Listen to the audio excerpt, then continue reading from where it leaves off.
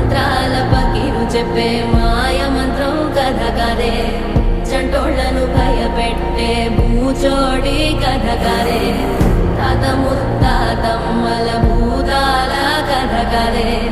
విక్రమాదిత్యుడు చెప్పిన వేదాళుడి కథ కదే దీపము నుండి దెయ్యం వచ్చే అల్లావుద్దీన్ కథ కాదే ఇది ముడత చర్మం ముసలి చెప్పే కథ